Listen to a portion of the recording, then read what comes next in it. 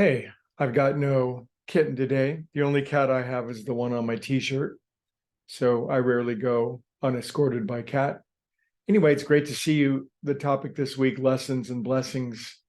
Um, Today we'll talk a little bit about the recurring lessons and tests. And probably most of us don't have to look very far to understand what the recurring or the ongoing or the deepest lesson is in this lifetime. Perhaps it's something that we knew we'd have to work on for a whole life.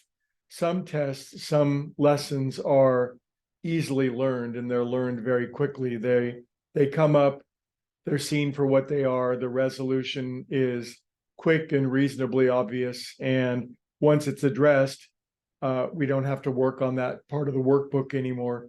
But obviously, some of them are as deep as they go. For one individual, it might be the financial thing. Their whole life, they feel the pinch of finance. They can never seem to get over the hump. They always have the wolves at the door and the big stack of bills. Other people, not a problem at all. They got that worked out at some point in their consciousness, in their intelligence, in their character, in their state of being.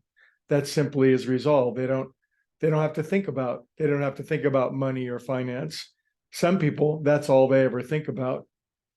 And of course, we can increase this list. It might be an intimate relationship, the person who's on their fifth marriage and is expecting the sixth one to be paradise. That could be another example of it. For another person, it could be their health or their diet. I think we get the idea, right? And so it certainly is easy to see the lesson that other people should learn, isn't it? It's like, man, if only that silly person were to learn that obvious lesson, that how come that person can't see that? We might ask ourselves. But a great spiritual master said we should probably get the beam out of our own eye before we paid attention to the mote in our brother's eye, so to speak, because it's so much easier to pay attention to the lessons that other people have got to learn. But the one lesson that really matters, the most important one, is your lesson. The interesting thing about the lessons and the tests is you only have to learn yours. And we really don't have to pay attention to other people's. And isn't that sort of refreshing? It's like we all get a custom designed curriculum. So you might ask the question, well, who's in charge of this curriculum? And the paradoxical, somewhat shocking answer is we are. We're in charge of our own curriculum. And we might say to ourselves, well, no, I'm not. I would never consciously choose such a painful series of tests or my curriculum. But it's important to remember that the lessons and the tests that we inflict, that we expose ourselves to, are an interplay between our mortal self and our God self, so to speak.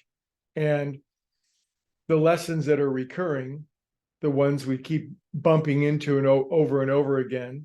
You get a job, there's the same boss, even though it's a different person. You get a new job, there's the same feeling about it.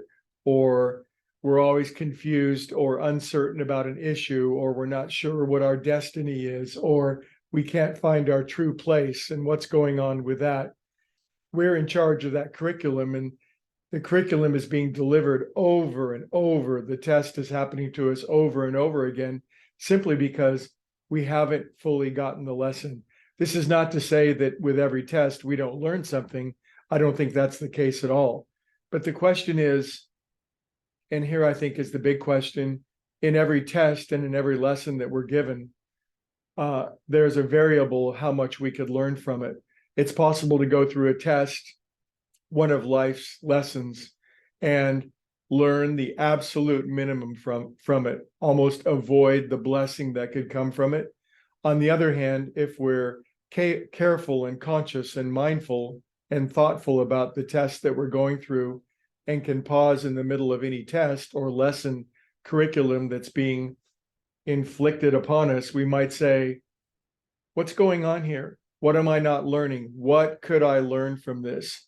And that's actually a beautiful and brilliant prayer, in my humble opinion. If we're in the midst of that same feeling, it's the finance thing or the relationship thing or the being dominated by somebody else thing, or not feeling free or knowing your purpose. It's like, what do I need to learn from this? And that's a prayer you can ask your higher power straight up. You can say, God, love, source, being, infinite, higher organizing wisdom, I calm my silly mind for a moment and I ask you straight up, plain and plump, what is it that there is to learn? What's the great blessing in this test and in this lesson plan? And I'm willing and open to learning it once and for all.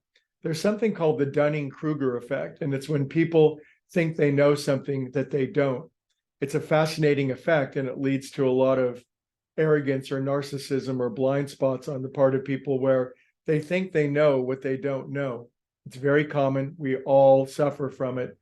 But since we all do, and we all have the same blind spot, a beautiful prayer, and the prayer for today, if you would like to consider it, is that what do I need to learn at this pinch or this narrowing in my own soul and in my own consciousness? And I'm here to tell you, it's not a Greg promise, but a spiritual principle that if we ask, we'll see it, we'll hear it, and then we'll be given greater insight on how to resolve it. And then ultimately, the biggest tests and the greatest lessons give us the greatest blessings. Hope it helps. We'll riff on it tomorrow. Have a beautiful day.